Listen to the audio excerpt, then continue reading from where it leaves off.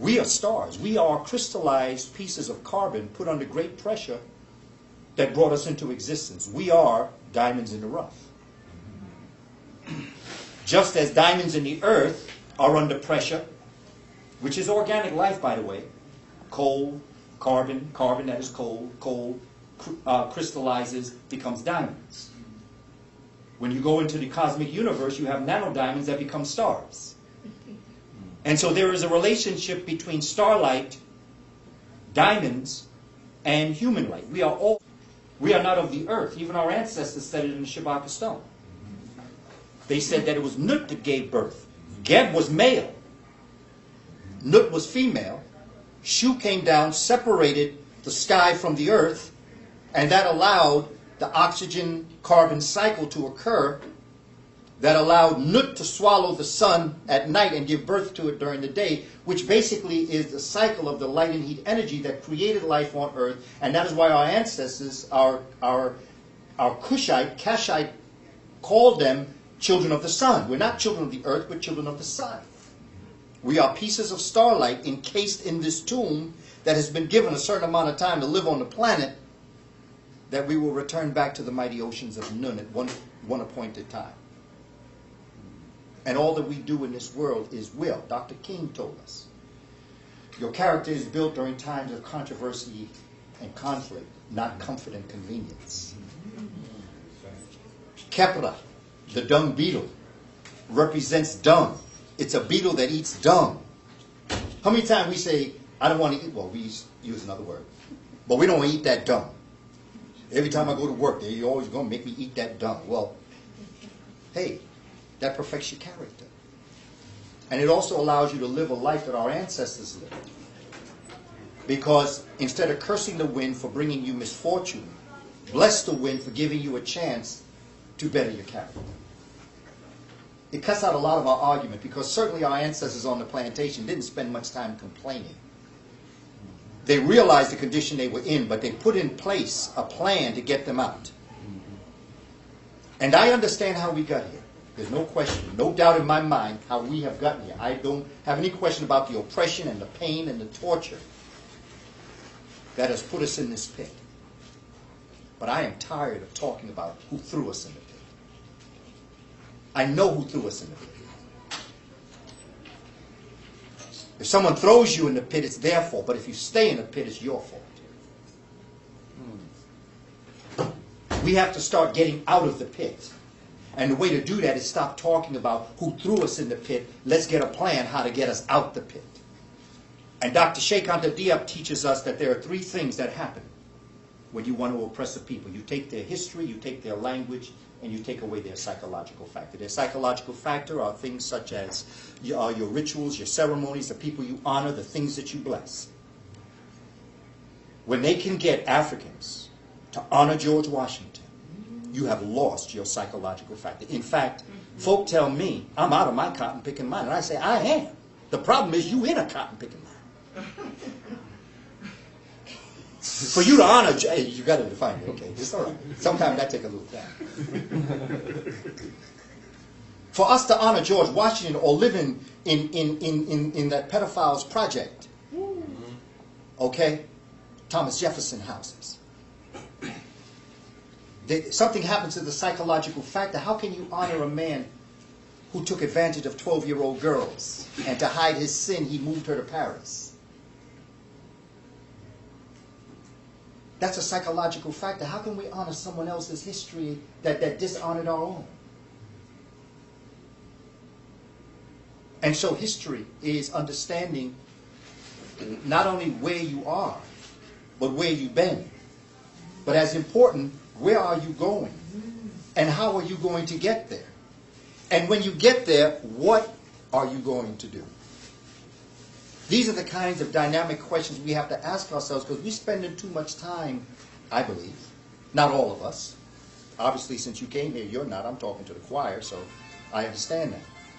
But we're spending a great deal of our time, I think, like a gerbil in that stepper that's just going in circles. He think he's going somewhere, but she's just going in circles because it's the ladder that's turning and not the gerbil actually moving. We have to look at our history, but a dynamic history. We have to look at a history that allows us to go someplace with what we know. To honor Imhotep because he was the builder of the step pyramid is great. But to understand the engineering, the math, the language arts, and all the things that made it allows us to return back into our community to build our own homes. It's dead history just to honor Imhotep. We have to give birth to him in us, and to study hard, and to be willing to demand that our children learn their history. But they're not going to learn it in the public school system. Because I'm going to tell you this right now. I have recently graduated, July of 2009. Some people call it retirement. I call it graduation. Because now I'm doing what I was born to do. And in all of the 31 years and 3 months and 15 days I spent in the Board of Education, there was one thing that I came to grips with, and that is that the Board of Education is not failing.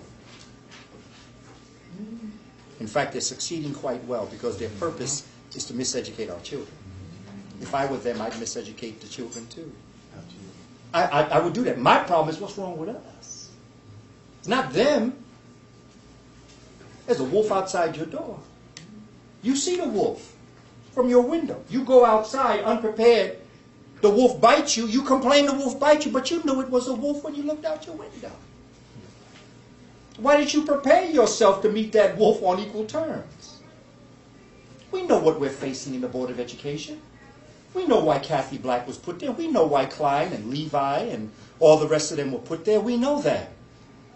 Dr. Clark used to tell us, I'm surprised that you're surprised.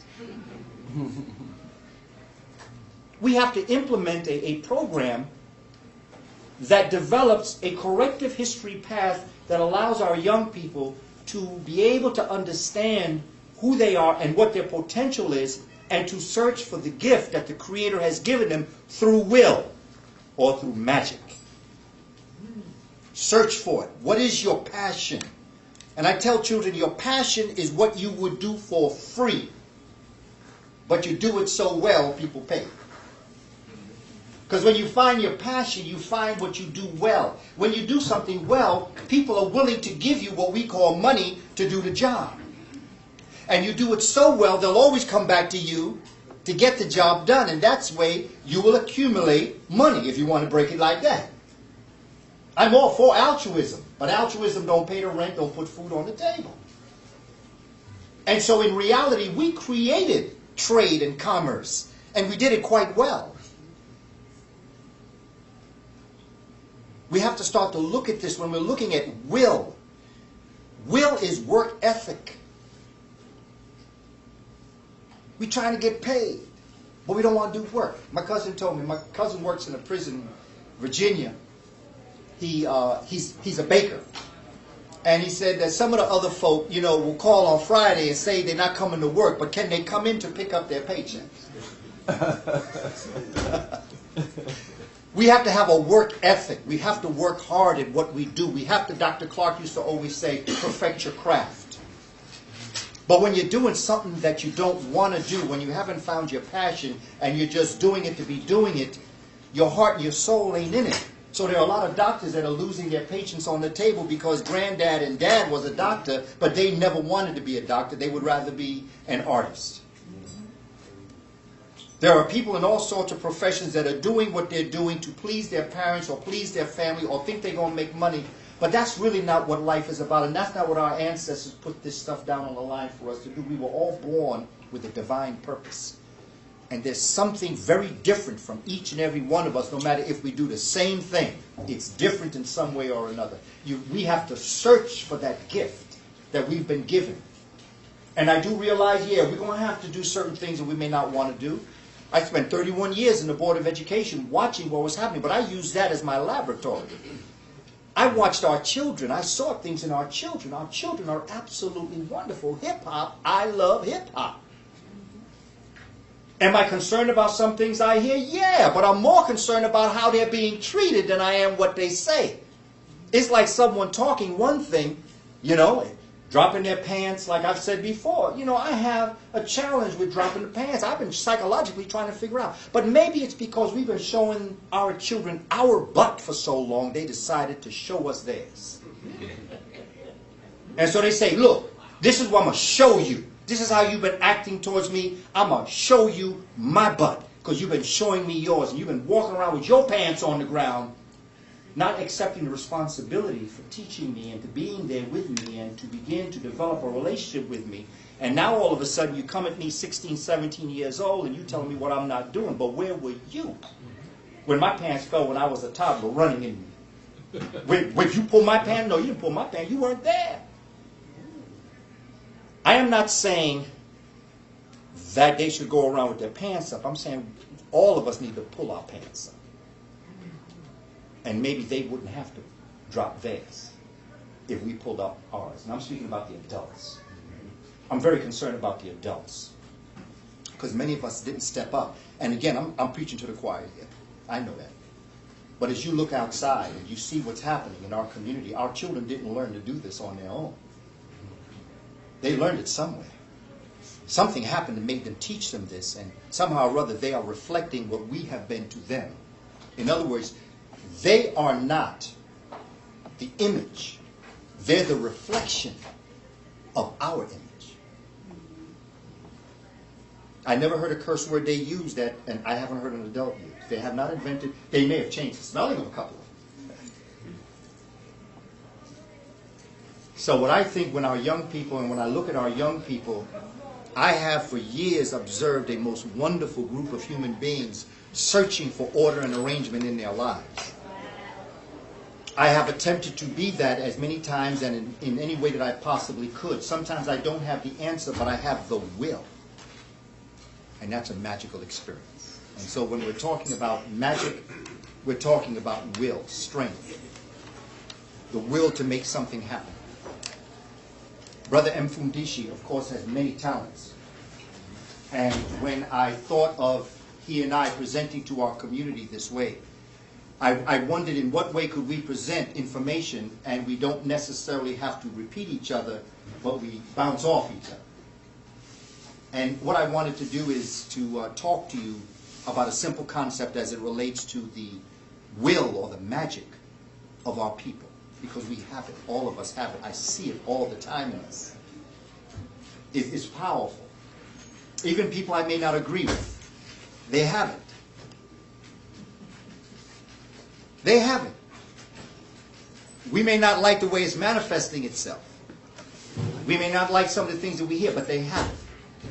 And for whatever experiences they're having or have had in their life, they're doing the very best they possibly can, even if it may be misguided according to my perspective. Because they look at me and they say, I'm misguided. But that's okay. It's all right. Because when it gets down to it, time will tell. Time will handle all this. Time will take care of this. But what we have to do as a people is to become very clear and concise about our experiences and about what we're dealing with, what we're facing, and what we're willing to do for our people. And one of the first things that we have to look at is that we cannot talk about Kemet without talking about Kush. You can't understand it. It's like trying to explain your family, but leaving your grandparents out the conversation. Break it down. You'll talk about your current family, but you can't talk about what brought your family into existence, what gave it its intelligence, what the DNA structure of it is. Because of the nature of where you're beginning the story begins in the origins of what we call organic life in Africa. We can give it any date we want to. 100,000, 200,000, 1.5 million. You can look at the Miocene period in the Earth's geology and go back 25 million to 14 million. We're not interested in dates. When we get this right, we'll date it very differently than the way we're dating it now. Just the fact that they have brought the human species back 1 million years, now they have Ardipithecus. Now they're saying she is older than Lucy by 4.4 million years. That came out last year. Well, I'm telling you right now, we're going back a long way from that. A long, long way from that. Let me just show you a little bit of what I'm talking about. I came upon this book, very interesting. I heard about the book, didn't see it. It's called Black Genesis.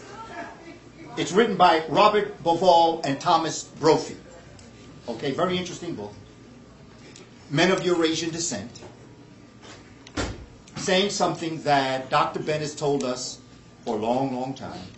Dr. Clark has told us. Sheikh Anta Diop proved it. Dr. Bowling has taught us this. There's nothing new. But the difference is they're saying.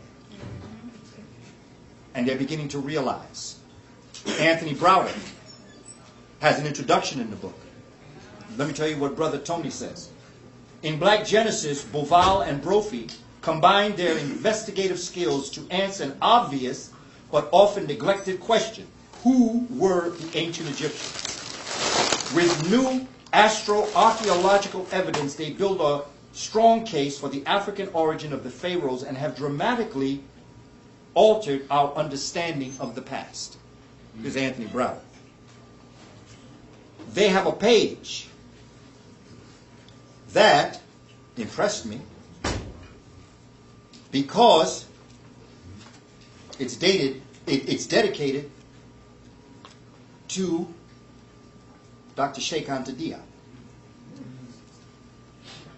And what's important about this concept is that they have done it through astro-archaeological terms, and that is why I have often encouraged us to look at astronomy as the answers as it relates to the human origins and the human species on the planet. It becomes extremely important that we understand this and that we develop this concept, because it's only when you can understand. Well, let me put it to you another way, and then I'll tell you a couple other things about this. Somebody comes in this room, and they come to that door. They come right here, and they stop, and they look at you. They give you the fist. They walk around and walk out the door. What just happened? Really, I mean, no trick question. Just what I said. That's what happened. You tell me what happened. No, we can talk.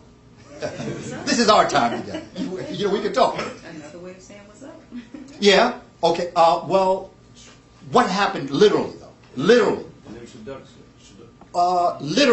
Literally. See, we are assuming that through our own perspective of how I explained it to you. What I'm asking you is just what happened. Describe to me what happened. Somebody came in? Yes. Yes. Gave. Right. And then what? Went out. Make sense?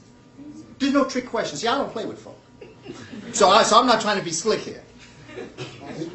You know, and see, that's another thing about education. You know, we all try to be slick as educators and as professors.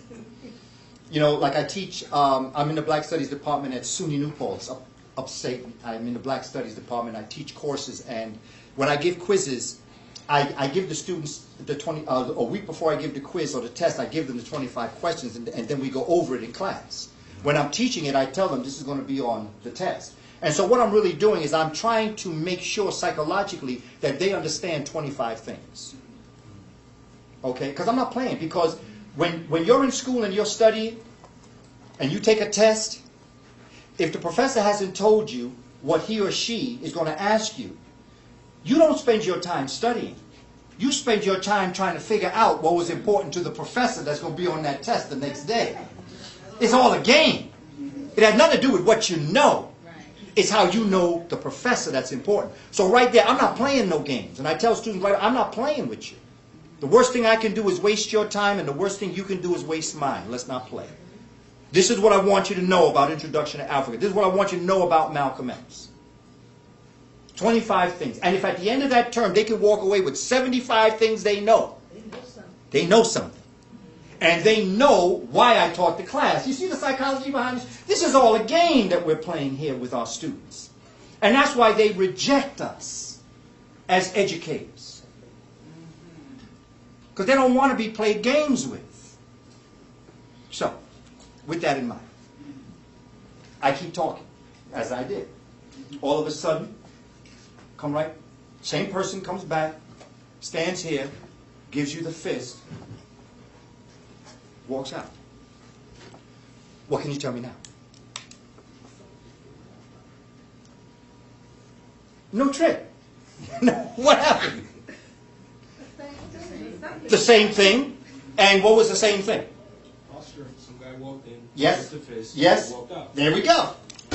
And I'm going to keep talking to you, give you another example. We're going to talk about a couple of things. And all of a sudden I'm talking, and all of a sudden he comes back in. Stands here. What can you tell me now?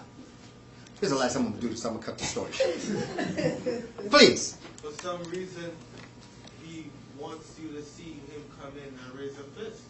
Well, you're assuming that. I'm asking you what actually happened. Oh. Well, he walks in, he raises a fist. That's it. Has anything tapped into your mind yet? Has anything touched you yet? Have you thought about it? What might you think? He's not giving you any attention. Say again? You want attention. Yeah, you could think that. But what else might you think, brother? It's got to be like the point you're making is to stop going through your filter about what happened and say directly what occurred. Exactly. Brother, that's a great interpretation. But you're assuming that. Once again, yeah, I assume. Actually, I made an example of what I just said just now. Okay, let me ask you this. Did the thought ever come to you that this might be something that's going to happen in a pattern? That's really what I'm getting at. Did you think it was a pattern the first time he came through? No. How about the second time? How about the third time? What might somebody do in the room the third time? Do it back. Is it timed? Is it timed? Is that cycle cyclical?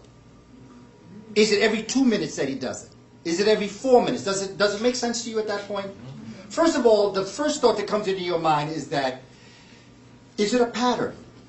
Because the first time you may not know. The second time, it may hit you, but it may not concretize. But the third time, you're saying, this seems like a pattern to me. And then somebody in the room might say, well, is it a timed pattern that this is happening? And so what might somebody do when they do that? Timing. They time them. I'm going to keep talking to you. He's going to come. Now what are you going to say? Every 3 minutes he does it. Would that make sense? Does that make sense to you? The reason why I tell you this is because in that book, and in a series called Magical Egypt, I think it's number 6, and in this book, Thomas Brophy wrote an origin map. It's called the Origin Map. And in this book, he highlights the fact that the ancient Kemites, just west of Aswan, Africans had developed a 26,000-year calendar. 12 houses, 2,160 years per house. So that instead of going, it's called the precessional of the equinoxes. Like we go Aquarius, Pisces, Aries, it goes backwards. Many, many years ago, before 2000, we were in the age of Aries, or the ram, or in Egypt, it was the Amen priesthood. Okay? And that's why the Khnum of Kush is seen at Jebel Barkal and a number of different places, because Khnum, or the ram, was really the nature of that particular age. However, the ram would have to be sacrificed to bring in the next age, which happened, give or take, because we don't know what time it is. We really don't, but let's just say for the dates that we have, 2011 years ago, there came into existence what? The age of Pisces, or the fishermen. So, the ram had to be sacrificed, and the son of the ram had to be crucified in the heavens in order to bring the next age in. And so therefore, the Lamb of God who takes away the sins of the world. Agnus Dei, for those of you who speak Latin. The Lamb of God. The child of the ram. The E-W-E is the female ram. The ram is the male, and the lamb is the child. that would bring in the age of the fishes, which would be what? Pisces. We are now, they made a play about it, movie 2. This is the age of Aquarius. We're moving into Aquarius now. 2,160 years. Now, let's go back to this story that we told. And by the way, 12 times 2,160 work out to 25,920. So there's an 80-year give or take on that 26,000 year.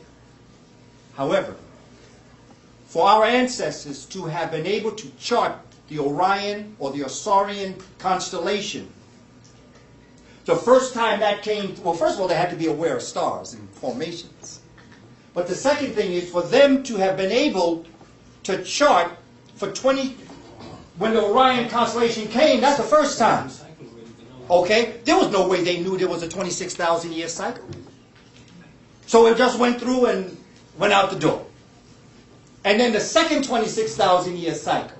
And the third 26,000 years. Somewhere along the line, Africans down there said, wait a minute, this seems to be a pattern. Let's chart it. And that's when they created the 26,000 years. So how old are the Keshites? Wow. How old are they to have gone through a 26,000 year calendar? And that's what this book is about. It actually charts the 26,000 years that the Kemites had laid out in a place called Nabtaplaya. And Thomas Brophy was there. And he wrote and charted in the ground the way, in fact, he didn't chart it. It was already charted. He was trying to figure out why those stones were sticking in the ground the way they were. And when he sat there and looked, he began to see the constellations were moving. Look at it. See that history that we're dealing with? Now, you telling me that peoples outside of Africa went down there and was living down there for that period of time that they could do that? To be able to create Neteru, parts of their Meduneter that is not indigenous to Kemet. Lions are from Inner Africa. So where you get the letter L from? The ostrich, the feather of Ma'at, is indigenous to the grasslands of Inner Africa. So how are people going to create an alphabet utilizing symbols that's not even in their psychological thought bank? So why do we even discuss this thing? We discuss this because we let them discuss it. Right. Conversation's over. I present that book only because there are people of Eurasian descent willing to tell the truth. I present this book because Thomas Brophy was willing to tell the truth and show what he had. But more importantly, it's important that we take it and put it within our psychological factor to understand what actually we're talking about. Because it's right in front of us all the time.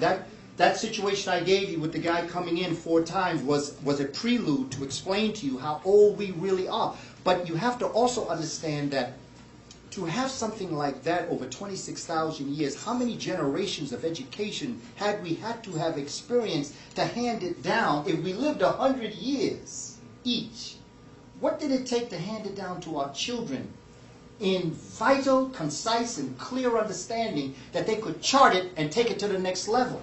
So how long has this really existed? When we started to chart it, we had to have had a mastery of astronomy already. Come on. Make sense? See, I'm trying to make sense here. I'm not asking you to believe anything that I say. It's very important that you don't believe me, but that you research for yourself. That's very important to me. Because too many times we try to persuade you to believe me, when that's not even the purpose of education. Education is for someone to make that light switch that you turn on and see things in the room. Because all this information is in your head. I'm not telling you anything you didn't know. It's in your code. It's in your DNA. It's in your code. It's in your hair. It's in your fingernails. It's in your heart. It's in your lungs. It's in and out of you. It is ubiquitous to the existence that you have. But we're not looking at it because we have this other stuff around us. And so my job really here is to just attempt to assist us in removing this junk that's around us. so that you can turn on the light. Because the recesses of our Akashic records, the records of those things that have happened and those things that are happening and those things that are yet to happen, it's like a cluttered up closet where everything is up over the light switch. You got to start taking boxes down before you, oh, there's the light switch. You flip it on and you see it. But we have to have a work ethic. We have to work. We have to read. We have to study. We have to support the vendors. We have to come to activities like this. We have to make this the rule and not the exception. Because all the speakers that will come before you have something to say. Everybody has something to say. Everybody is a part of this puzzle. And your job is to put your puzzle together. And some of us may be different pieces in your puzzle. But everyone who is coming to the presentation, Bobby Hemmett blew my mind. I'll tell you that now. When I listen to Bobby Hemmett, I say, damn. I mean, he just blows my mind. Delbert Blair's another one. Phil Valentine. The one thing about them, the one thing I said about Delbert and I were together one time, and I was just listening to this brother, and he had his glasses on, thick glasses. And I was just looking at the brother. And after he presented, I spoke, and I said, the one thing about Delbert Blair is that when you're in his presence, it's like a rubber band. Okay? The rubber band is like this, right? But Delbert pulls that rubber band. He pulls your mind. And he snaps it, and it goes. Now, a lot of times you go back, okay? Because Delbert, come on, brother. I love you, brother. But some of that stuff. I love the brother, but my mind is never the same after I'm in his presence. And that's what I appreciate about that brother. He makes me think, and I like that. I like people to make me think. Get me out my box. Get me out the comfort level that I was before you started talking. I like that. So that rubber band that snaps back, it may snap back, but it's just a little bit wider than it was when he first started pulling on it. So that all of us have something to offer in one way or another. Take the sense out the nonsense. Take what makes sense to you, apply it to your life. The nonsense, well, at least you know it doesn't apply to you. Give it to somebody else because it may apply to them. This is what we have to start to look at. So to prepare this, origin map, Black Genesis, interesting. Excuse me, brother. Black Genesis, you said his name was Robert what? Robert Bauval, B-A-U-V-A-L. B-A-U-V-A-L, and Thomas Brophy, B-R-O-P-H-Y. As we go through the presentation and after all things are said and done, Thank you. I'll leave it here for you to look at. You can look at it. I'm leaving it over in that section, okay?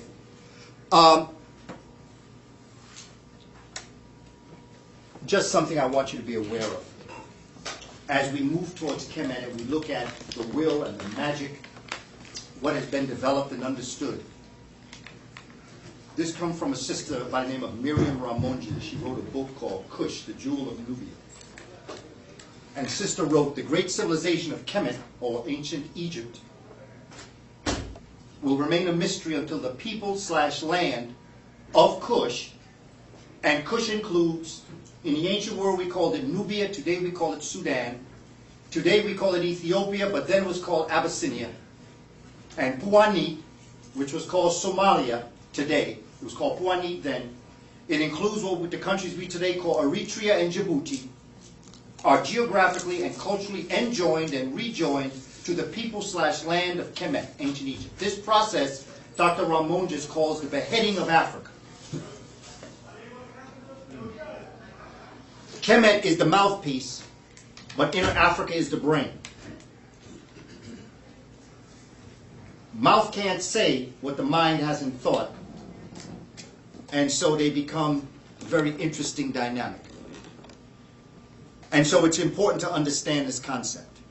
You cannot understand Kemet. And that is why, in today's research, people now are trying to talk about extraterrestrial beings, and they're trying to talk about all this other stuff that come from this place or that place, when in reality, this was just about genius Africans that had lived for thousands of years and developed a sacred science that at their will they could call what they wanted into being. And we today call that what? Magic. And we call it chem mystery. Chem black mystery. Black magic. I got that from Professor Yibo. Don't want to take brother's stuff. Okay. To understand this, I'd like to share with you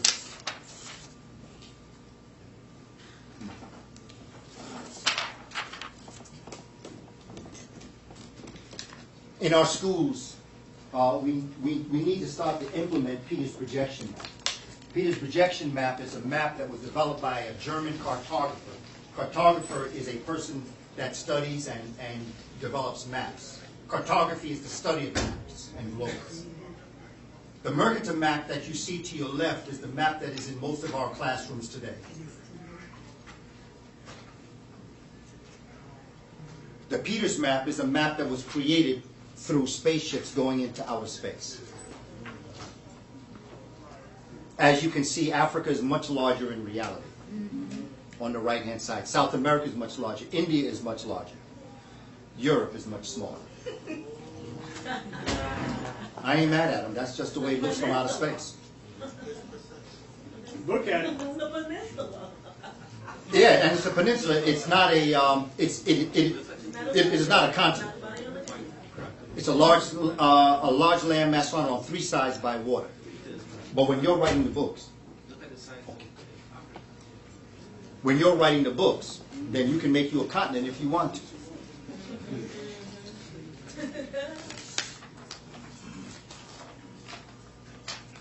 Okay, now I'm going to take out Africa from the Peters projection map.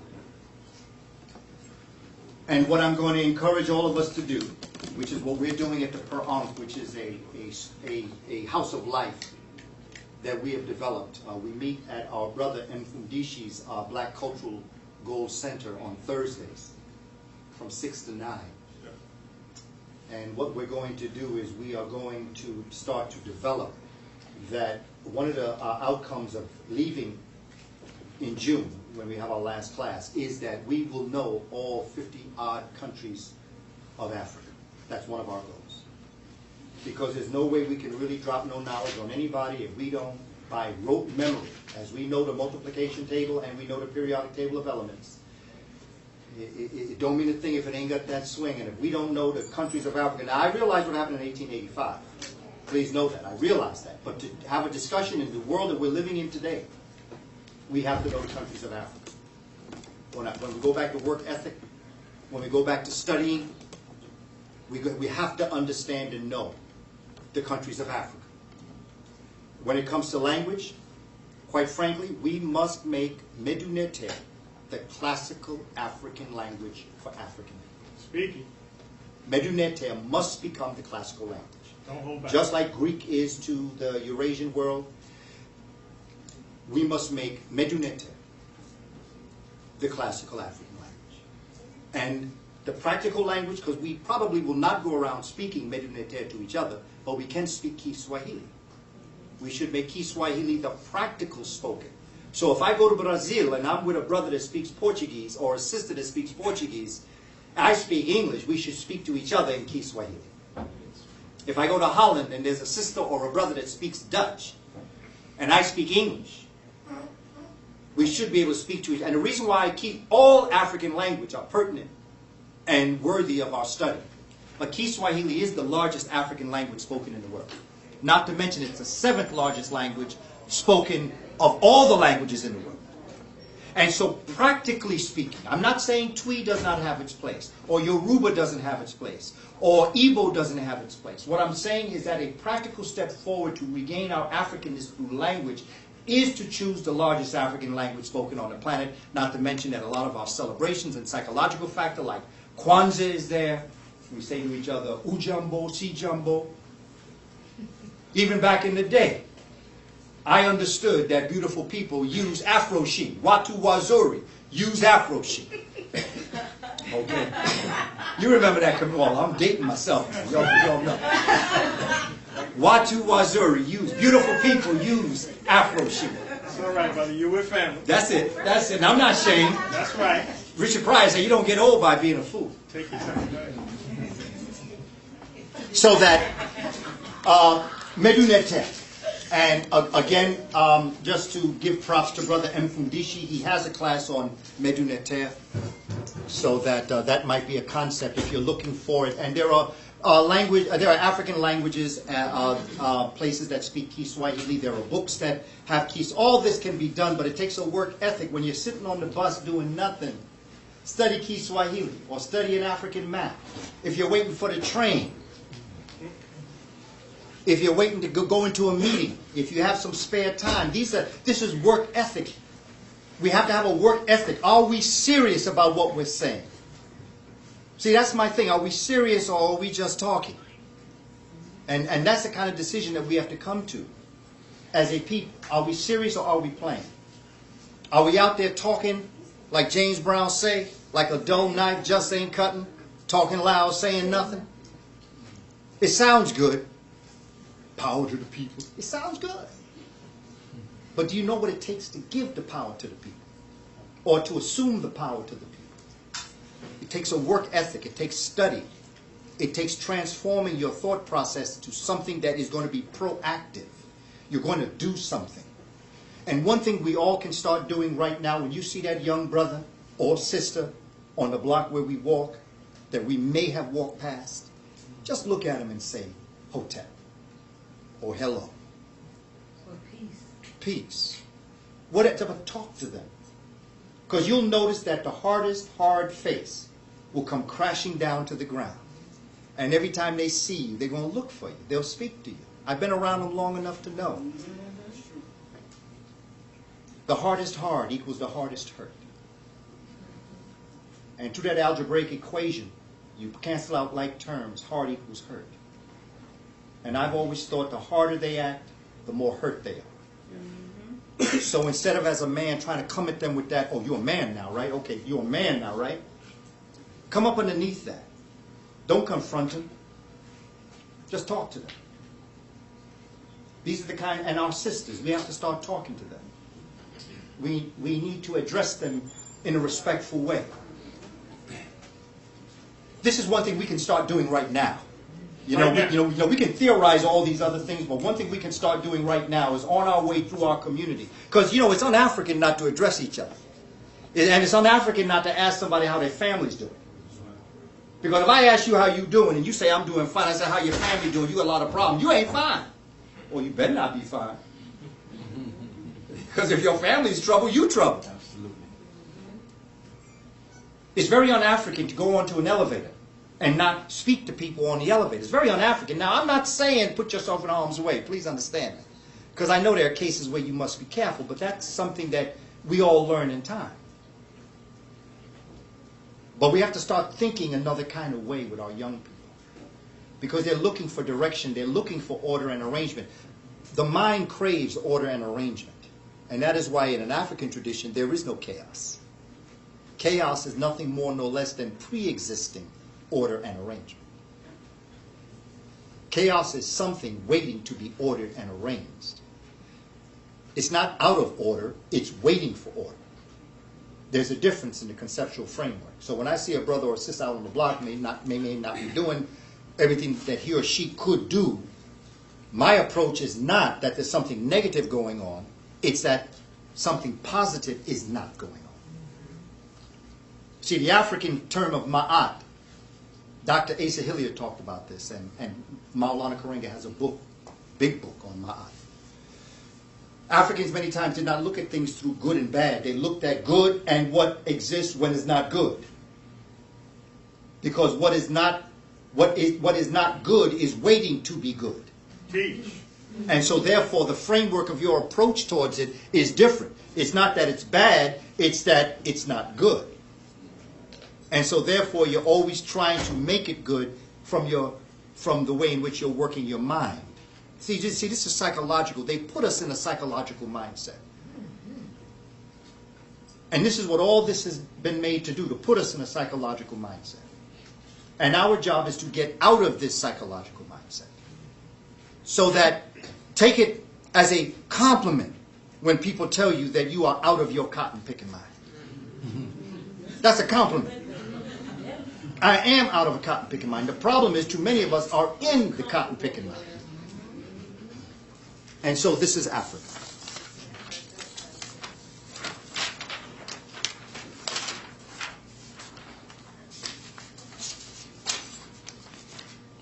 Now, Dr. Diop teaches us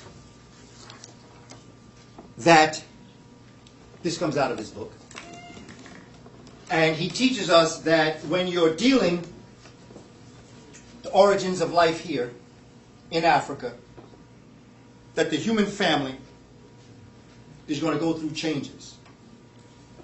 And one of the things that's going to propel it into civilization, into consciousness, is they're going to look for something that is common to all people, all things. Very important. Not it's for some people and not for other people, but for all people. And what they found, the common theme, was in fact what brought them into existence, and it became the sun.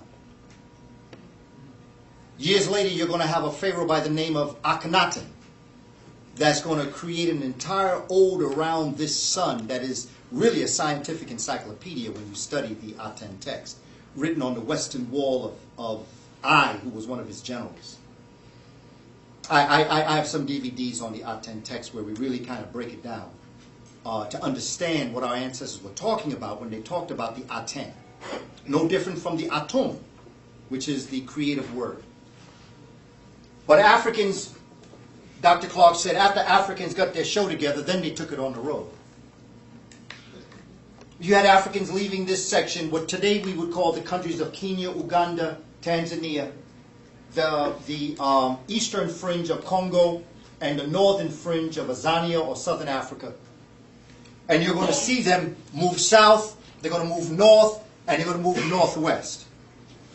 And they are going to, through environment, they're going to manipulate their consciousness, keep a cultural African background, but because of their environment, things are going to be tweaked a little bit. But basically, they're going to carry, and Dr. Diop has shown in Civilizational Barbarism the direct relationship between the language of Wolof in Senegal and the ancient Kemetic language. He shows relationships in these languages that you can see the base of knowledge coming up out of what we might call Medu Neter. But keep in mind, Medu Neter was brought into this geographic location we call Kemet, or Egypt, totally intact. And through the work of Dr. Ivan Van Sertima, Bruce Williams, and Keith Seal, who never really wanted this information out anyway, began to realize that south of what we call Kemet, 16 to 20 generations before the first dynasty, that Medu Neter was actually a thriving language in Cash. So this language was brought into Kemet fully intact with its syntax, its grammar, and its metaphoric nature. It was already in place. There were additions, improvements, no doubt. But it wasn't born in what we today call Egypt. Let me just say something else about this. When the Greeks got into the northern part up in here,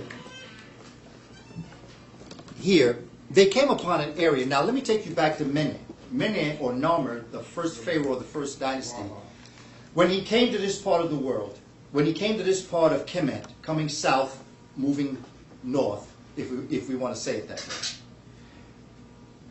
there was, in the river, it was a very important astronomical area. And what he did is he wanted to create a capital here. He rediverted the waters of Hapi. He had his engineers redivert the waters of Hapi. When they rediverted the waters of Hapi, he dumped up land onto this open area that was once part of the Nile River. He dumped up land. Hill in Medu Neter, Ptah. But Ptah became the hill. The essence of the hill, the essence of Ptah, became what he called this area. So he called this area Hiku Ptah. Hiku Ptah. Today we call it Memphis, the land of Menefer, or Mene. He called it Hiku Ptah.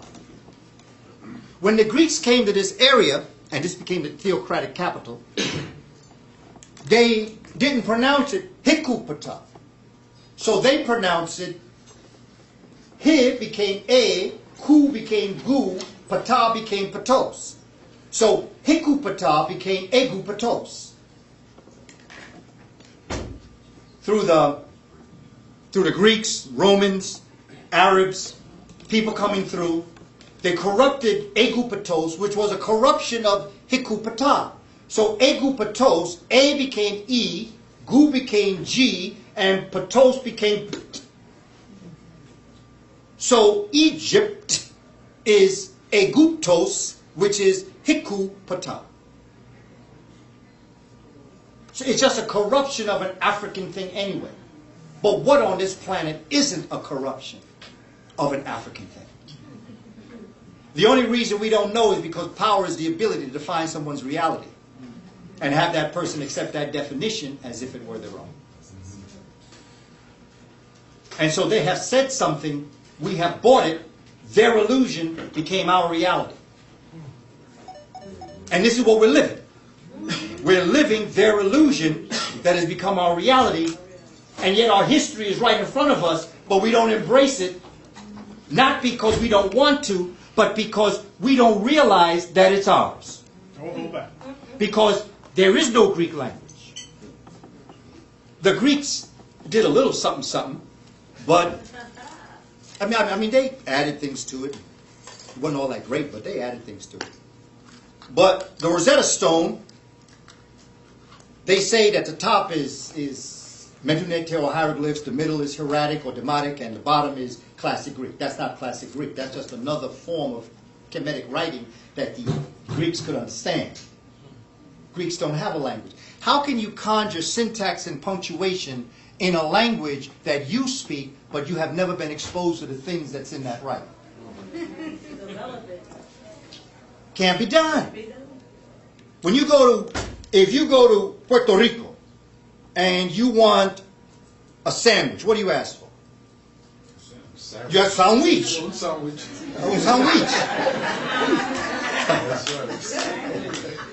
Because there is no word, because sandwiches didn't come from Puerto Rico. So because it didn't, when a new word is introduced to a culture where they're going to embrace it, they just take the word and put it into their language. They might put a little vowel twitch to it. Sandwich.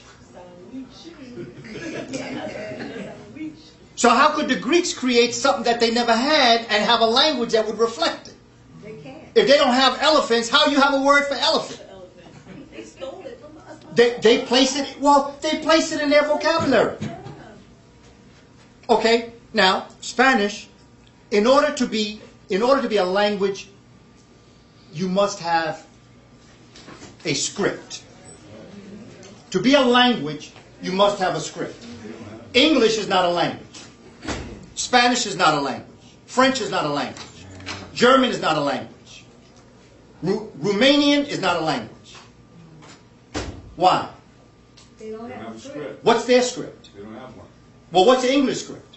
A, B, C, D, E. It's from Africa. It's from Kemetic legacy. Okay? So, when our children are in school writing what we call English, what are they actually writing? They're writing an African script. That's an illusion. Because we don't know that. We don't. Because no one has told them that they don't have a script.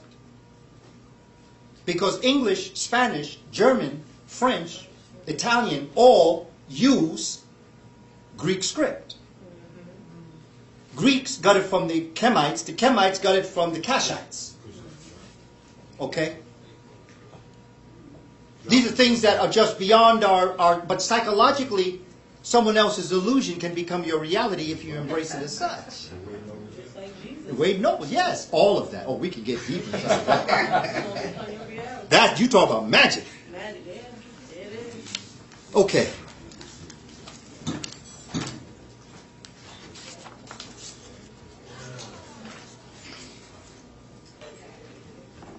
This was the movement of Africans out of going throughout Africa. This is where they went to people the world. And they brought with them their consciousness, their ideas, their thoughts, their genius, but more importantly, they brought their will. They brought their consciousness, and they brought the power to bring into being things that had not been brought into being before. This is what we look at as Kemetic magic, as will. Because when you are one with nature, who is to say what nature can and can't do? There used to be a commercial with Spike Lee and Michael Jordan years ago, where Mike would go up, right? And Spike would say, Mike, how you do that? And Mike would go like this. See, if Mike understood his will, he could have answered that question. But since he didn't know who he was, he couldn't answer that question. Because when Michael Jordan went up, he became nature. And who is to tell nature the laws of gravity when to come down? This is a science. It's not hocus pocus. It's not mumbo jumbo. Our ancestors performed magic on the plantation. They did things that were beyond all understandings and clearly beyond definition. But one of the great challenges is that the people who are the greatest magicians, you would never know. Because once you start talking about what you can do, you automatically start to lose that ability. Because whatever's been given to you has been given to you personally and privately. And once you start charging for it, you lose it. Not only that, but it'll backfire on you. You just do it. Like Dr. Clark used to say, Africans didn't go around saying, I'm my brothers and sisters' keeper. They just kept it. And a lot of the things that the great majority of us have done for each other has never been spoken about. The greatest gifts you will never know have been given to you. All of a sudden, something just happens for you. I've experienced this in my life before.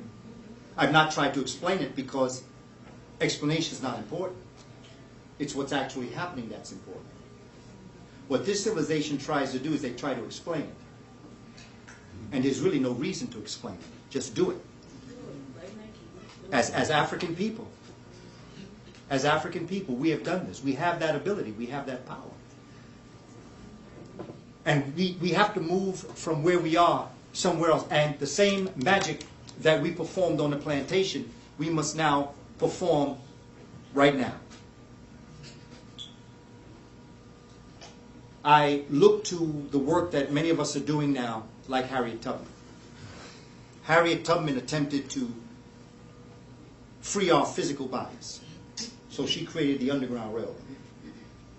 Now it is time to free our African minds and do it on the Underground Railroad.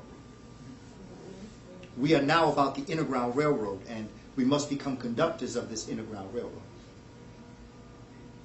And so in leaving here today, after myself and Brother Mfundishi and your experiences with each other and the vendors, the question becomes, what are you going to do? Has this just become a presentation you attended? Or can you go back into the community and start some type of positive discussion with a young person? Don't have to lecture them, because first of all, well, they want to hear it, but they don't know they want to hear it. It's not until they hear you that they know they want to hear it. Okay? Just a simple salutation to them. A simple smile. Respect. This is what we have to start to do. But we have to do something. And the question becomes this black magic. This chemistry.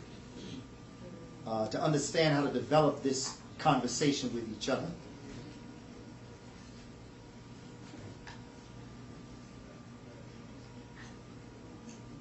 You know, I was once told by a brother that it's not the notes in music that make the sound, it's the empty spaces between them.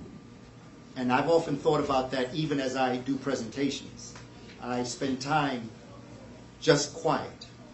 To give us time to just let what's the vibration, if you want to call it like that. So I'm fundamentally trying to break this down so when Brother Mfundishi comes before us and I sit down and take out my notebook to learn, that you understand that everything and anything that you do in life is magic. And when you look at our experience as a people, my goodness. what we have been through as a people, man, I fall in love with us the more I study our history. I just have, I'm in awe of what we have done. I honestly believe that there are 6 forms of the human family, as Dr. Diab says: Australopithecus robustus, Australopithecus gracile, Homo habilis, Homo erectus, Homo sapiens, and Homo sapiens sapiens. I believe that we are the 7th form of human man. We are Homo perfectus. We are the human being that has taken the golden legacy of our past and the hell we've been living in for the past 500 years, put it together and show that it's not the strong that survive. And it is not the survival of the fittest. It's the ones that can adapt to new surroundings. That's who survives. Strong people can go down. Fit people can go down. But if you know how to survive and you can move to the next level, you are going to be the 7th form of the human family. Because every one of those entities went through challenges that they met, and some of them couldn't adapt, some did. They went on. So out of Australopithecus robustus grew Australopithecus gracile. Gracile went through certain situations. Some of them couldn't handle it, some of them could. They went on to Homo habilis. Some of them couldn't handle it, some of them did. Homo habilis went on to Homo erectus and left the African continent. That's how we know life started in Africa, because the first 3 forms of human being can only be found in Africa by millions of years. But every form that has ever existed came out of Africa. So this idea, Eurasians talk about this polygenesis, where there have been multiple, never existed. There's a monogenesis. Every human family has come out of Africa and moved into the world and peopled the world. And now, as it says in the Battle of Kadesh in Abu Simbel, it says that the sun will rise in the east for its final time and set in the west. And it will stay in the west for a certain amount of time. And at some appointed time, at some anointed time, the sun will rise out of the west by magic, return back to the east, and bring back the cycle of life. We are the sun that was taken from the east and brought to the west. And this experience right now has been a Caprarian experience. They have made us eat dung for 500 years. But for those of us that could survive it and adapt to it, what didn't kill us made us strong. And we are now sitting as the next form of human being to rise out of the west, return to the east, and start this cycle back again. But we have to understand, as we move through this process, that all of our, you see, a prophet is not a psychic. A prophet is a good historian. Because when you know how things happen in the past, you know what's happening in the present. When you understand what's happening in the present, you can foretell the future. So when what you say, you know, Mark Twain said that history doesn't repeat itself, but it certainly does rhyme. Afghanistan is not Vietnam, but it certainly does rhyme with Vietnam. Okay? The Tea Party isn't the Ku Klux Klan, but it certainly rhymes with the Ku Klux Klan. No matter what they say, no matter how many black folk they got speaking for them. Remember, we've had a lot of Tea Party amongst us for a long time. We got some at Yale University, but we're going to leave that alone. We shall overcome by any means necessary. Marcus Garvey said, we are a people who will rise by the will of our wills, and Bob Marley says that no one can curse who Jah has blessed. And the fact that we're still here doing what we're doing, Jah has blessed us. Let us get ready for what's about to come, because we have difficult days ahead. But Dr. King said it. We will get to the promised land. The bad news is a lot of us ain't going to make it. But it don't make no difference, because this thing ain't over until we win. And we got to leave here knowing that. And we got to understand this. Brothers and sisters, it has been my honor and pleasure. Shemem Hotep.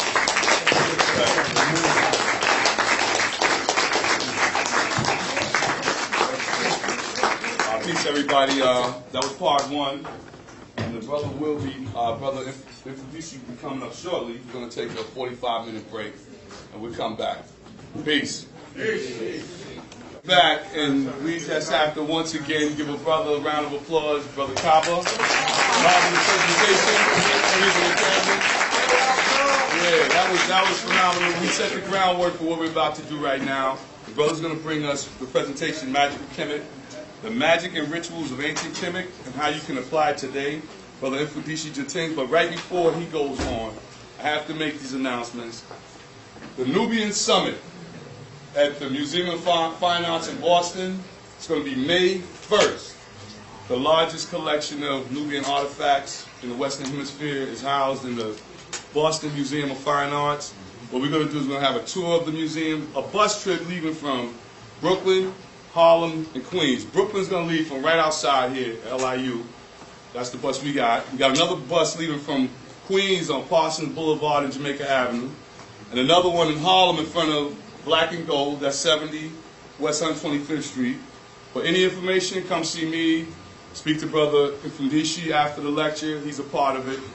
Also, on that same day, if you're in New York, Brother King Simon Productions is going to have Brother Polite. Yeah, that's a good brother, man. That's a young brother. I'll say no matter what your opinions are, what your viewpoints are, that's a young brother, 27 years old, doing his thing, and we can knock them for doing that negative stuff, but we gotta go and support them when they do this stuff. You know what I'm saying? And that's what that's about. And it's gonna be, he's gonna also have Queen of Food there that same day, May 1st Sunday, located at the National Black Theater in Harlem. That's 5th Avenue between 126th and 125th Street. For any information, advance tickets, anything like that, get at my man King Simon. I'm about to blow him out the water. I'm going to give his number out. Hold up. Nah, it's the other one. All right, 347-496-1022. That's 347-496-1022. Come on out and support that brother. All the efforts of King Simon. He also has every Wednesday at Nicholas Bookstore on Fulton Street, right here downtown Brooklyn, right around the corner between Flatbush and, what's that? Rockwell. That's right, I should know. Rockwell. Every Wednesday, which one is up next? The 20th. Vaccines are dangerous. Woo, we know that. Curtis Carson, the Sister Abundance Child will be there. And next week he's going to have, who's that, Understanding the Law? Yeah, Messiah Bay. Messiah Bay, all right? Just support the brother, you know. Just come on through and all our efforts, you know, we different people, different places, doing the same thing. And come get at that brother. It's different flavors of all of it. That brother Polite, go see him. All right, after that, I got April 24th. That's their Easter holiday or whatever. Brother Umar Johnson, right here.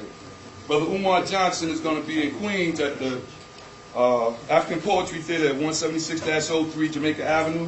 Between two, actually the time is different than this. They gave him a different time, but it's $10.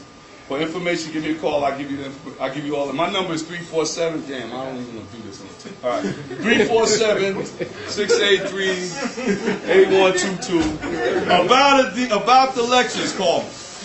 Not 2 o'clock in the morning. Did you see Nibiru in the sky? No, I don't know about this. If you want to talk about a lecture, cool. All right, let's see. Saturday, June 4th, right here. Not in this room, but in the next room. We're going to be having Bobby Hemmett. I'm going to do it in this room. I like this room. It's more comfortable. Bobby Hemmett will be here. Rapid, miraculous, third eye acceleration, like Brother Kaba said, when he's talking about Bobby and these brothers. You're never the same after you listen to him. So come on out and check that out. He's going to give you some information from a different point of view than what you usually hear. That's a good way to say it, right? All right, then we got Dr. Mitchell Gibson coming in July 2nd, right here, from 1 p.m. to 7 p.m. Dr. Mitchell Gibson, he'll be here. Also, oh man, Hank Rising Son. I'm sorry, Hank, I can't do all these cards you gave me. I'm gonna give you a number, man. Hank Rising Son. He's about water. Anything about water, go see Hank. I can't do all the cards. I ain't got no time. No, the light blue one, bro. The light blue one. Meditation. Yeah, Fridays. Where is it at, man? Fridays. Every Friday. I know every Friday from 6 to 9. From 7 until. 7 until, get at him, he gives a pineal gland expanding meditation at his house. I ain't going to give his address. The number is 347-475-1335. Get at that brother. Also, Sister Bastet, Platinum Beauty Jewelry. Check her out. You see her thing. Oh, she only giving, she's smart. All she got is her Facebook, the Goddess Bastet, and her email address. www.platinumbeautyjewelry.webs.com. I got to get up on that on this phone call. Brother Kaba, Panther Prince, Kaba Kamene, his number. I'm giving your number out. 718 646 it's 646 457 457 0558. 0558. Get at the brother. If y'all want him to come do a lecture, y'all want to do whatever with the brother, he's very willing, and he's here. And this is a jewel. Like these two brothers, I consider them to be jewels that we got amongst us. A lot of times we reach out, get all these speakers from all over the place, and then turn around, bam, who's here?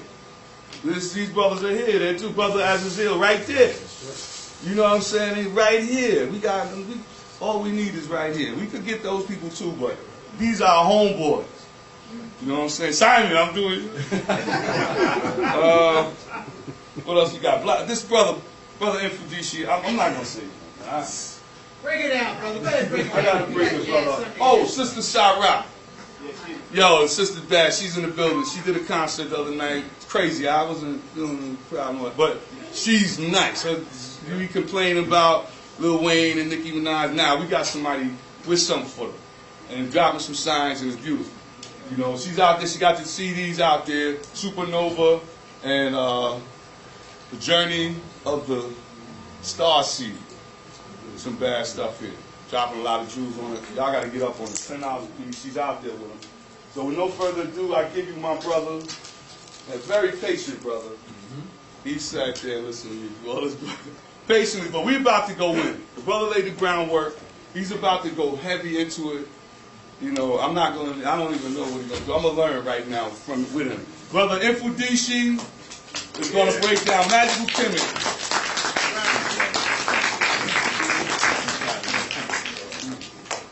Hotep. Hotep.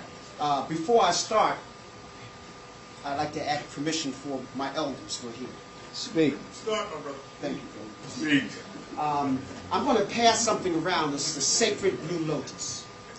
This is what was taken by the ancients before they entered the temple.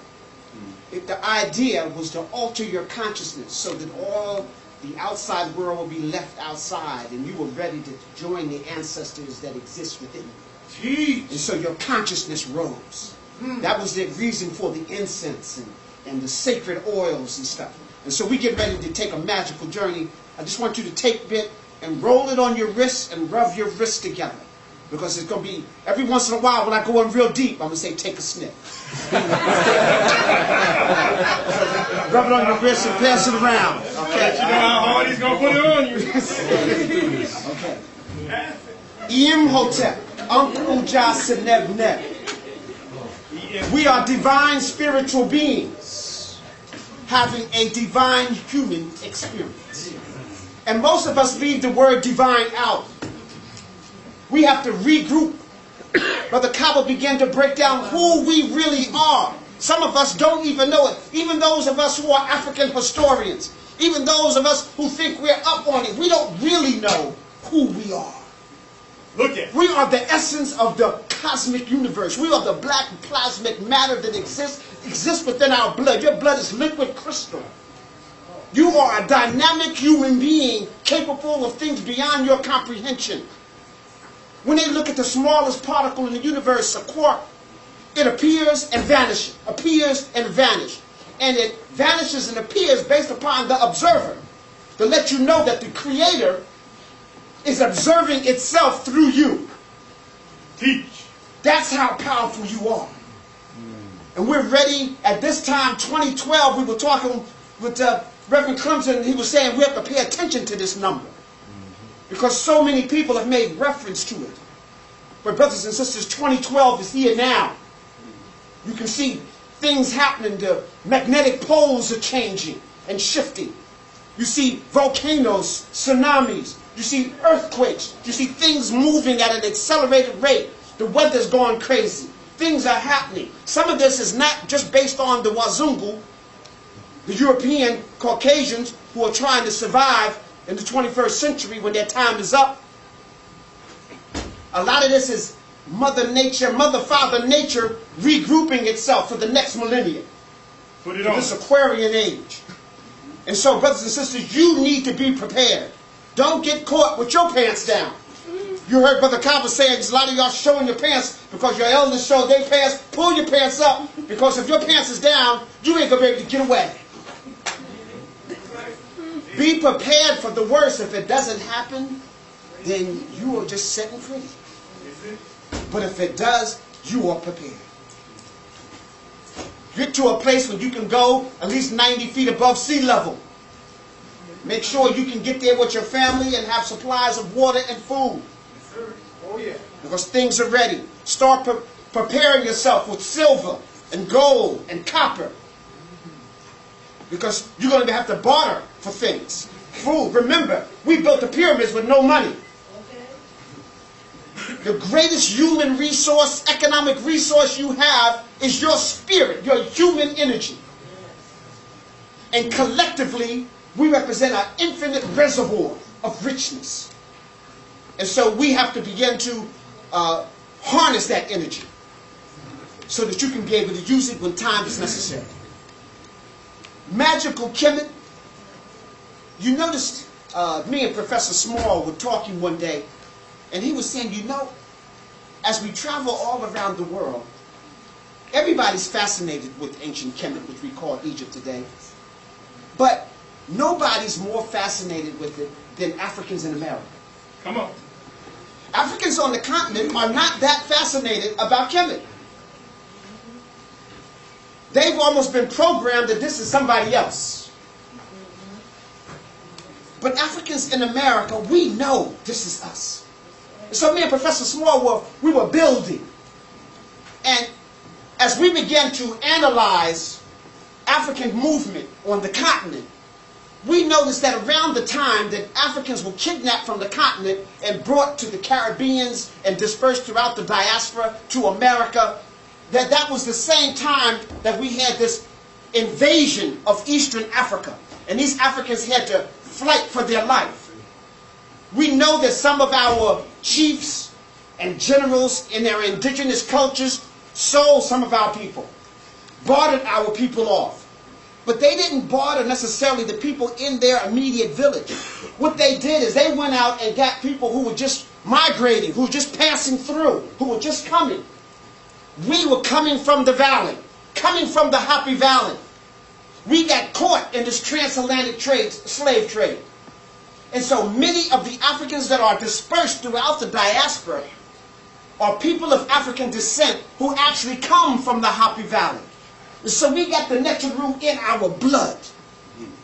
We are the Neteru. I have conversations with people. They don't know the Medu Neter, but they can feel it. They identify with the Neteru. They have dreams that they were the divine beings in other lifetimes. Your sister raising her hand. Amen. I get to testify, witness. A lot of us feel that. And we have young brothers, hip-hoppers and stuff. They got all these symbols tattooed on their body. They don't even know what it means. But they got the ankhs and wings of Ma'at all tattooed all over because they feel this energy. We are these divine beings, the greatest civilization in the modern world. And I say the modern world is anything after 10,000 years ago, the last ice age. The last ice age put an end to several golden ages that existed on the planet Earth. Planet Earth goes through these cycles. Brother Kaba broke down, for example, in the pyramid text, they talk about how they have been plotting 3 sun years. A sun year is approximately 26,000 years, the whole precession of the equinox. And so if we plotted 3 sun years, more than 75,000 years, we had to be into the science long before that to create the math to plot it. And dealing for these. We created the first star charts. We created star charts of the heavens before most people were born on any other planets, on any other continents. So I need to be real clear. We were doing agriculture. We were smelting iron. See, one of the things you don't know about ancient Kush, that it was the first world smelting of iron industry in the world. And so those people who smelted iron were called Shimsu Haru, followers of Haru. And they were the blacksmiths. And we don't get a chance to talk about this. In Dr. Van Sertiver's books, Blacks in Science, he talks about an iron smelting machine approximately in the area of Kenya, Tanzania, that was smelting iron at temperatures where you can create steel, which wasn't created for Europeans until about 150, 200 years ago. We were doing it before or parallel to ancient Kemet. Come on. I'm going to show you some slides and some pictures of some stones that are almost as hard as diamond, diorite, that's perfectly carved. And they told you that the ancient Egyptians only had copper and tin tools. You need diamond cutters to cut this. So I'm trying to tell you, ancient Kemet started out almost at a height. It started out where America won't reach into another 500 to 1,000 years. That's how dynamic we are. And ancient Kemet began to decline each generation. One of my former teachers, Dr. Asa Hilliard, broke down that we have to redefine our story. And so he broke it down to the first golden age, the second golden age, the third golden age, and the fourth golden age. And so dynasties were created by our European Caucasians during the Greek era, when Manetho was explaining our story to the Greeks. They broke everything up into family groups, so a dynasty is just a family group, okay? And so it's not 10 years, like a decade or a century, like, you know, it's just, it could be a dynasty could be 8 years, a dynasty could be 100 years, a dynasty could be 200 years. It's that family rule, okay? So those are fictitious. They have nothing to do with ancient Kemet. Teach. So I need to make that clear. They have nothing to do. Akhenaten didn't know he was the 15th Nasut of the 18th dynasty. Okay, I need to make that clear. All right? So it's clear. What we have is the reunification of ancient Kemet, approximately the date around 4240 ST, which is equal to the year 1. 4240 BCE. 4240 BCE is equal to the year 1 ST, Semitawi. That's the beginning, if you are charting things from the civilization of ancient Kemet. But year 1 is the reunification of Kemet, because that's the golden, so that's the first golden age in the modern era. But we can see heirlooms of other golden ages that came before. I'm going to show you a picture of Taneta Anu, who was an African ruler that ruled about 7,500 BCE. And this is still 3,000 years before Kemet, to let you know we were still ruling these golden ages, but they don't have the records. As they still unearth things, they're going deeper and deeper down this rabbit hole, you know, to see exactly just how old we are, or just how old our civilization. But they can't tell you all of this, because the great question comes up is, where were they? Look at it. Right, you know? So they have to begin to talk about, well, were the Germans here? Were the French here? Were the British? No! Not even on the planet. And so, therefore, they're not going to put a lot of that information out. They might just say it's pre-dynastic. Like some of these bowls that were carved out of diorite that's a 9.0 on the hardness scale. Go back to a golden age that preceded the last great flood. And I need to tell people, you need to study topography and geography if you want to even have an inkling of understanding history. I know today they don't even teach geography anymore. They throw it in with social studies. And that's to keep you ignorant. They don't want you to know anything about the planet Earth. You are the planet Earth. You are the essence of this planet. You are a carbon-based unit based on copper and iron. That's in your blood. European Caucasians are ammonia-based people. And you will know that if you ever got caught in the elevator with them. Okay. So now, I want to drop some things down. My divine brother Kaba talked about language. Go ahead and break it down. Some of y'all will get that in the morning.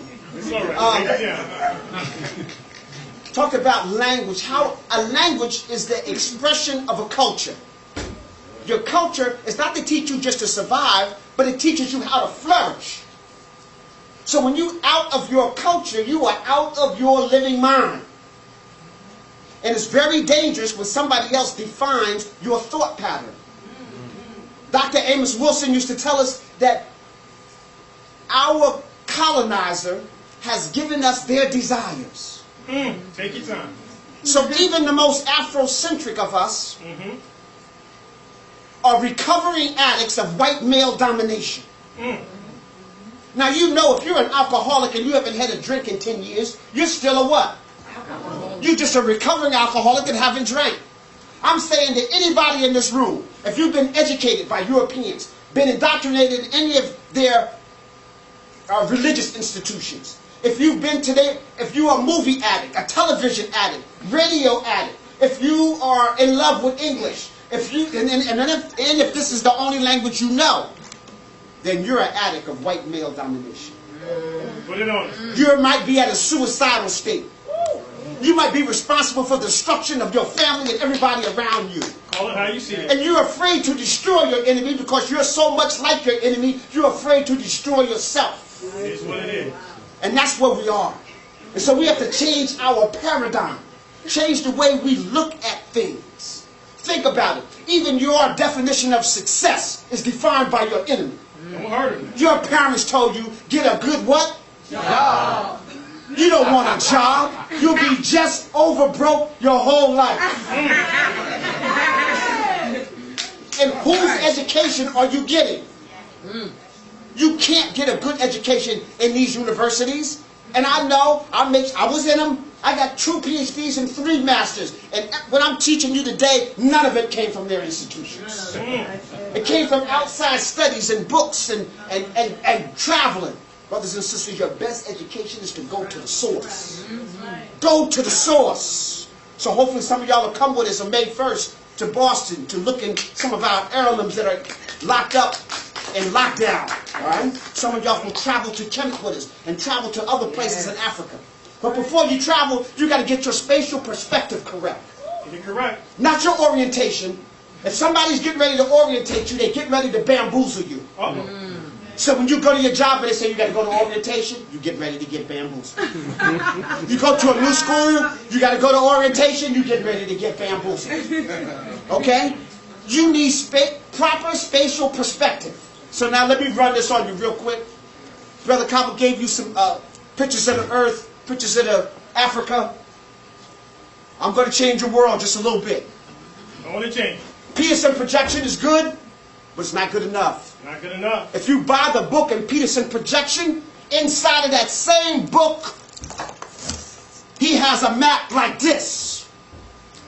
And he says, maybe the Australians are not wrong. Maybe they're not down under. Maybe we're upside down. But he can't sell this to the schools or he'll be broke. So he doesn't sell this. He just lets you know that this is probably the proper spatial perspective of the world. See, he's trying to make money. He has to send his kids to school. Okay. But this is a proper spatial. So this is how the Africans left the continent. So you begin to see. So up here I drew Africa. So no, I didn't draw it upside down. You've been upside down. The Happy River, which they call the Nile, does not flow up north. It flows down north. Europe is not above Africa, like they've been telling you your whole life. It's below Africa.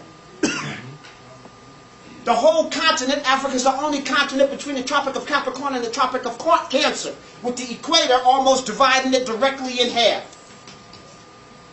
No other continent has that.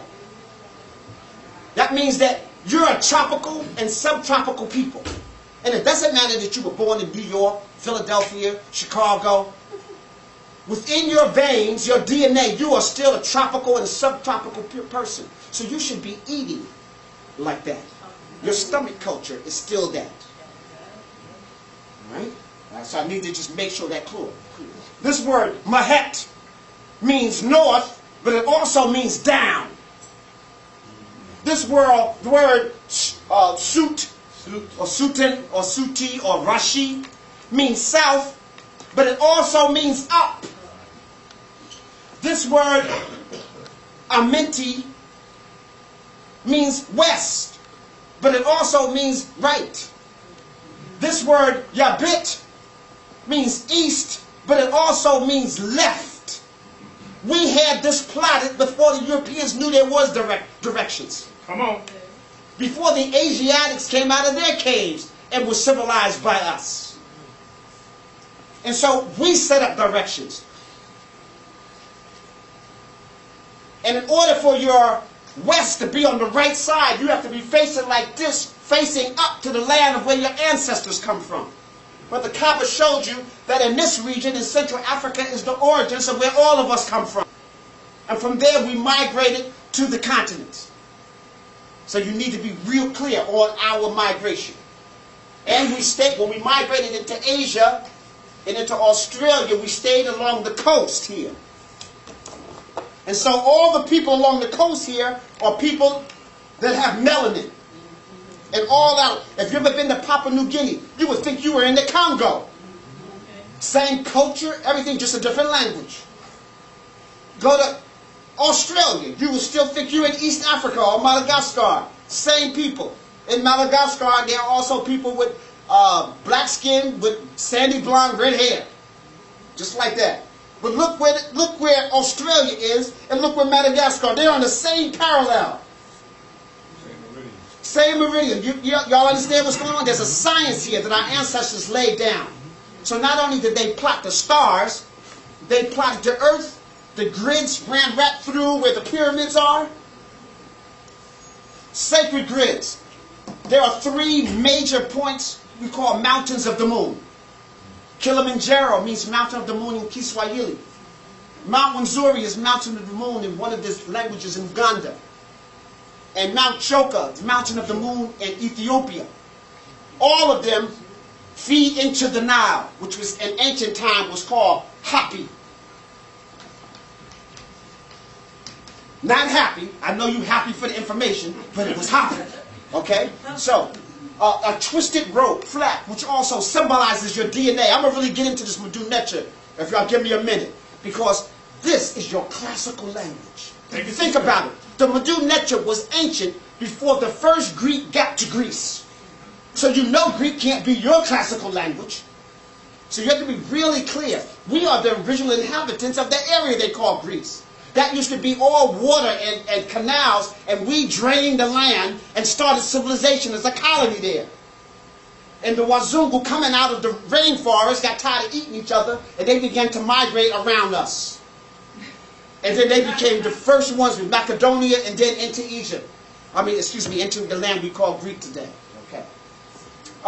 So, this is the word Hapi. The twisted flax stands for your DNA. So our lifespan is connected to the Hapi River.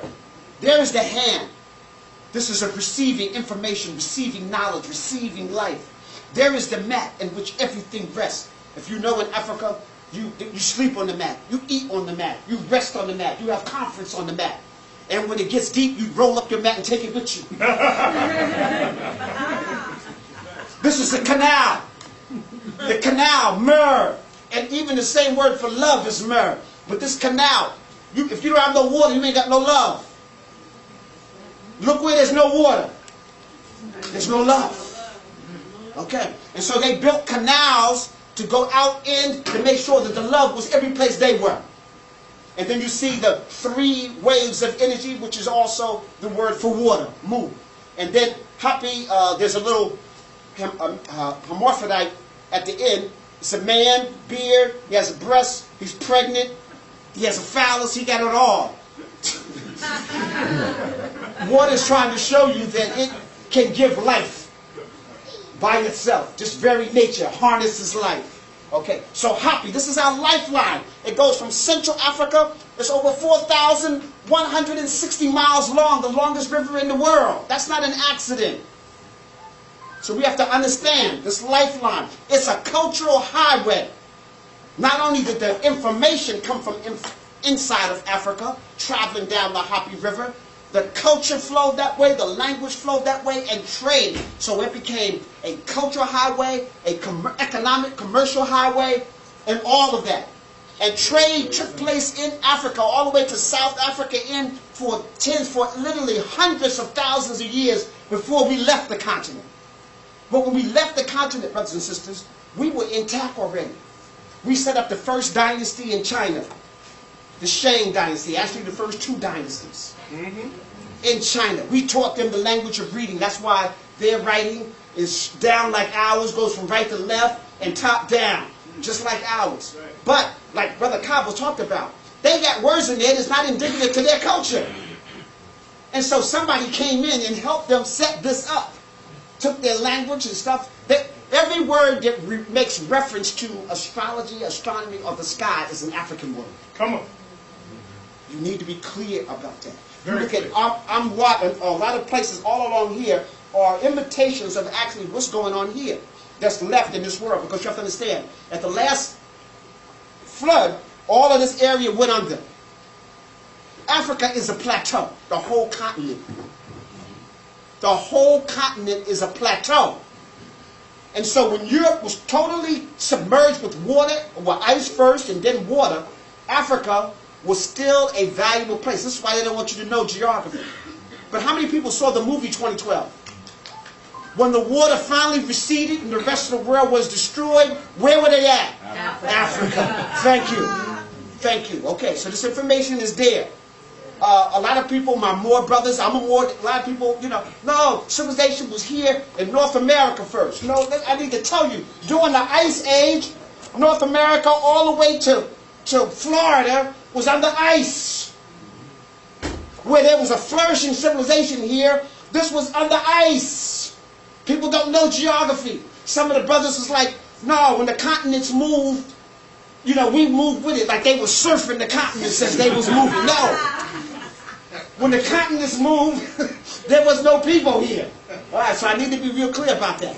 They talk about, 65 million years ago was the last disaster. They got footprints and stuff like that of human beings older than that. But we won't go that deep yet. Don't want to go that deep. Okay, all right. Now that we got our spatial perspective correct, you're not getting orientated here. You got your proper spatial perspective together. And you'll understand. In the Hopi River, we buried our dead on the western bank of the Nile where the sun sets. Okay? The sun rose on the east and sets in the west. We face most of our temples orientated like this or south in the direction of our ancestors. Okay? Not north. So you need to be very, very clear about this. So now that we got our spatial perspective right, we have a little direction of what's going on in the interior. I want to talk about some of these places. Ancient Kemet could not come into existence without places like this first. This is called, let me erase some of this so that you can see what's going on. Take your time. This first one is called Ta Seti. Ta Seti is one of the ancient names of Kush or Kush, or what you call Sudan in present day. It means the land of the bow.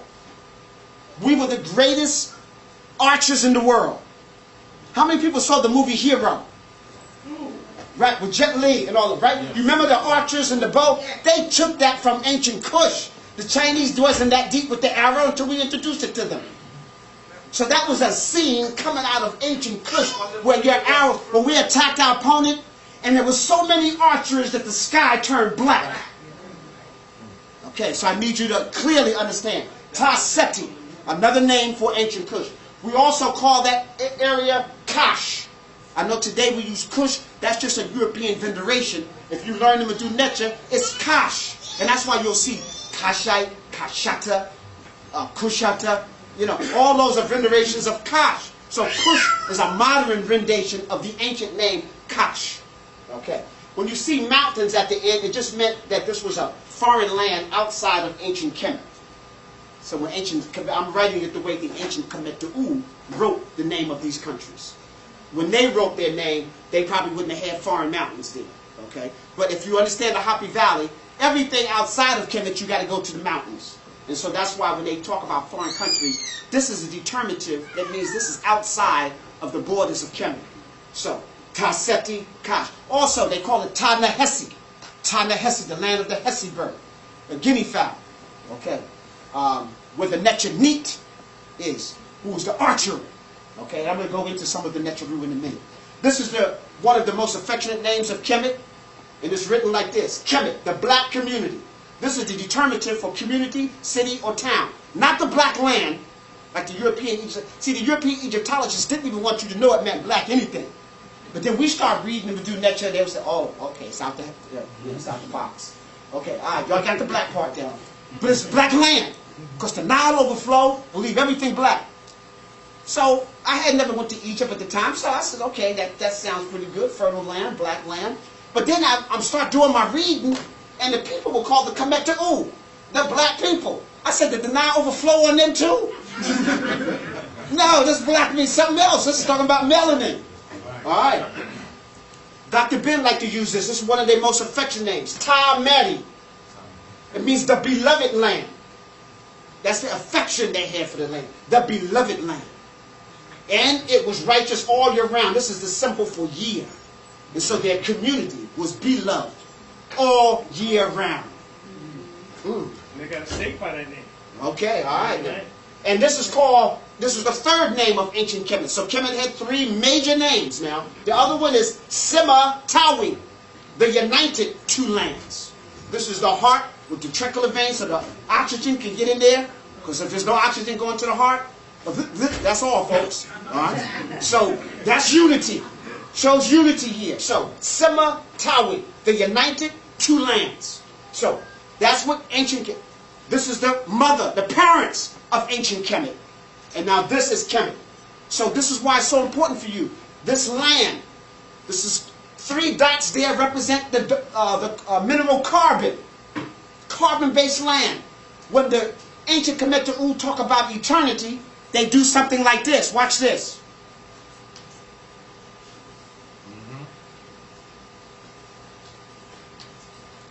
If I were them, I'd miseducate the children too. I would do that. My problem is, what's wrong with us? It's not them. There's a wolf outside your door. You see the wolf from your window. You go outside unprepared. The wolf bites you. You complain the wolf bites you, but you knew it was a wolf when you looked out your window. Why did you prepare yourself to meet that wolf on equal terms? We know what we're facing in the Board of Education. We know why Kathy Black was put there. We know why Klein and Levi and all the rest of them were put there. We know that. Dr. Clark used to tell us, I'm surprised that you're surprised. We have to implement a program that develops a corrective history path that allows our young people to be able to understand who they are and what their potential is, and to search for the gift that the Creator has given them through will or through magic. Search for it. What is your passion? And I tell children, your passion is what you would do for free. But you do it so well, people pay. Because when you find your passion, you find what you do well. When you do something well, people are willing to give you what we call money to do the job. And you do it so well, they'll always come back to you to get the job done. And that's the way you will accumulate money, if you want to break it like that. I'm all for altruism, but altruism don't pay the rent, don't put food on the table. And so in reality, we created trade and commerce, and we did it quite well. We have to start to look at this when we're looking at will. Will is work ethic. We're trying to get paid, but we don't want to do work. My cousin told me, my cousin works in a prison in Virginia. We are stars. We are crystallized pieces of carbon put under great pressure that brought us into existence. We are diamonds in the rough. Just as diamonds in the earth are under pressure, which is organic life, by the way, coal, carbon that is coal crystallizes, becomes diamonds. When you go into the cosmic universe, you have nanodiamonds that become stars. And so there is a relationship between starlight, diamonds, and human light. We are not of the earth. Even our ancestors said it in the Shabbat stone. They said that it was Nut that gave birth. Geb was male. Nut was female. Shu came down, separated the sky from the earth, and that allowed the oxygen-carbon cycle to occur, that allowed Nut to swallow the sun at night and give birth to it during the day, which basically is the cycle of the light and heat energy that created life on earth. And that is why our ancestors, our Kushite, Kashite, called them children of the sun. We're not children of the earth, we're children of the sun. We are pieces of starlight encased in this tomb that has been given a certain amount of time to live on the planet, that we will return back to the mighty oceans of Nun at one appointed time. And all that we do in this world is will. Dr. King told us. Your character is built during times of controversy and conflict, not comfort and convenience. Kepra, the dung beetle, represents dung. It's a beetle that eats dung. How many times we say, I don't want to eat, well, we use another word, but we don't want to eat that dung. Every time I go to work, they're always going to make me eat that dung. Well, hey, that perfects your character. And it also allows you to live a life that our ancestors lived. Because instead of cursing the wind for bringing you misfortune, bless the wind for giving you a chance to better your character. It cuts out a lot of our argument, because certainly our ancestors on the plantation didn't spend much time complaining. They realized the condition they were in, but they put in place a plan to get them out. And I understand how we got here. There's no question, no doubt in my mind how we have gotten here. I don't have any question about the oppression and the pain and the torture that has put us in this pit. But I am tired of talking about who threw us in the pit. I know who threw us in the pit. If someone throws you in the pit, it's their fault. But if you stay in the pit, it's your fault. We have to start getting out of the pit. And the way to do that is stop talking about who threw us in the pit. Let's get a plan how to get us out the pit. And Dr. Sheikh Anta Diop teaches us that there are three things that happen when you want to oppress a people. You take their history, you take their language, and you take away their psychological factor. Their psychological factor are things such as your rituals, your ceremonies, the people you honor, the things that you bless. When they can get Africans to honor George Washington, you have lost your psychological factor. In fact, folk tell me, I'm out of my cotton picking mind. And I say, I am. The problem is you in a cotton picking mind. For you to honor, hey, you got to define it. Okay, it's all right. Sometimes that takes a little time. For us to honor George Washington or live in that pedophile's project, okay, Thomas Jefferson houses. Something happens to the psychological factor. How can you honor a man who took advantage of 12-year-old girls, and to hide his sin, he moved her to Paris? That's a psychological, he's a baker. And he said that some of the other folk, will call on Friday and say they're not coming to work, but can they come in to pick up their paychecks? We have to have a work ethic. We have to work hard at what we do. We have to, Dr. Clark used to always say, perfect your craft. But when you're doing something that you don't want to do, when you haven't found your passion and you're just doing it to be doing it, your heart and your soul ain't in it. So there are a lot of doctors that are losing their patients on the table because granddad and dad was a doctor, but they never wanted to be a doctor. They would rather be an artist. There are people in all sorts of professions that are doing what they're doing to please their parents or please their family or think they're going to make money. But that's really not what life is about, and that's not what our ancestors put this stuff down on the line for us to do. We were all born with a divine purpose. And there's something very different from each and every one of us, no matter if we do the same thing. It's different in some way or another. We have to search for that gift that we've been given. And I do realize, we're going to have to do certain things that we may not want to do. I spent 31 years in the Board of Education watching what was happening, but I used that as my laboratory.